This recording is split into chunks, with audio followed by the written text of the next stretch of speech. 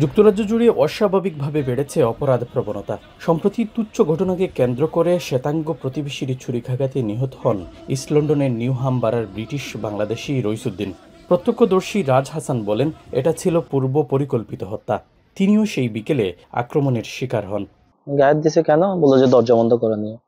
পরে আমি সহ আসলাম, থামানোর চেষ্টা করতেছিলাম, বাট ও হঠাৎ করে ছুরি নিয়ে নিছে। ছুরি এখানে রেডি করা ছিল আগে থেকে। রেজবা চোখের ঠিক মাঝে আঘাত করছে, এখানে ছুরি দিয়ে স্ট্যাব করছে। খুন, নাইফ ক্রাইম, চুরি, ছিনতাই সহ নানা অপরাধ এখন খুব স্বাভাবিক বিষয়। ব্রিটিশ বাংলাদেশি তরুণদের বড় একটা অংশ গ্যাং ক্রাইম ও মাদক ব্যবসায় জড়িয়ে পড়ছে। সাম্প্রতিককালে এসব অপরাধের মাত্রা ভয়ঙ্করভাবে বেড়েছে। শুধু লন্ডনেই প্রতি 7 মিনিটে একটি মোবাইল চুরি হচ্ছে, যা উদ্বেগের কারণ হয়ে দাঁড়িয়েছে। আমার লেফট সাইড দিয়ে একটা সাইকেল খুব স্পিডে চলে আসে।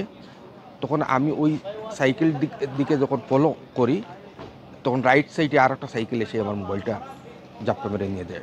2024 সালের হিসেব অনুযায়ী ইংল্যান্ড এবং ওয়েলসে প্রায় 6.5 মিলিয়ন অপরাধ রেকর্ড করা হয়। এর মধ্যে 2025 সালের প্রথম 6 মাসে শুধু লন্ডনে মোট 4,55,768টি অপরাধ রেকর্ড করা হয়েছে। হিসেব অনুযায়ী যুক্তরাজ্যের সর্বোচ্চ অপরাধ হয় ইংল্যান্ডে, যেখানে প্রতি 1000 জনে 84 জনই অপরাধে জড়িত। বাড়ছে ছোট ছোট অপরাধও। এতে উদ্বিগ্ন সাধারণ মানুষ। অহরহ ঘটনা ঘটছে। এটার জন্য আমি মনে করি এখানকার যারা কমিউনিটি পুলিশ, যারা আইন শৃঙ্খলা নিয়ন্ত্রণ করছেন, তাদের একটু তৎপর হওয়া উচিত। চাকচিক্যের আড়ালে অপরাধের অভয়ারণ্য হয়ে উঠছে লন্ডন। মেট পুলিশ ও ওএনএসের সর্বশেষ তথ্য অনুযায়ী দেশের সবচেয়ে বেশি অপরাধ সংঘটিত হওয়া লন্ডনের 33টি বারার মধ্যে প্রথম স্থানে আছে ওয়েস্টমিনিস্টার, আর টপ 8-এ আছে বাংলাদেশি অধ্যুষিত টাওয়ার হ্যামলেটস। সংশ্লিষ্টরা বলছেন, অপরাধ কমাতে নানা পদক্ষেপ নিচ্ছেন তারা। আপনার যদি যখন ডিসেম্বর টু ফেব্রুয়ারি দিস ইয়ার আমরা মোর দেন 20% আমরা নাইফ ক্রাইম কমছে।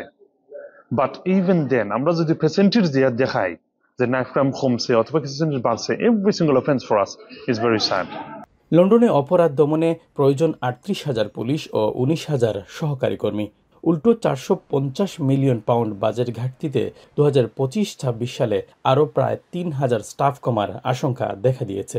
কাউন্সিলগুলো নানা উদ্যোগ নিলেও এর কার্যকর ফলাফল পেতে সময় লাগবে বলছে কর্তৃপক্ষ। এত অপরাধ সংগঠিত হওয়ার পরও সমাধান হয়েছে মাত্র 5.7%। সন্দেহভাজন ব্যক্তিকে খুঁজে পেতে ব্যর্থ হয়ে গেল বছর বাদ দেওয়া হয়েছিল 2.5 মিলিয়ন মামলা, অর্থাৎ প্রতিদিনে প্রায় 6,000টিরও বেশি মামলার তদন্তই করা হয়নি। শরীফুল ইসলাম চৌধুরী, এখন London. Colour expert, George sap এবং মাইল্ড অন হ্যান্ডস টেকনোলজি সমৃদ্ধ অরিক্স ক্রিস্টাল ওয়াশ আপনার লন্ড্রি এক্সপার্ট।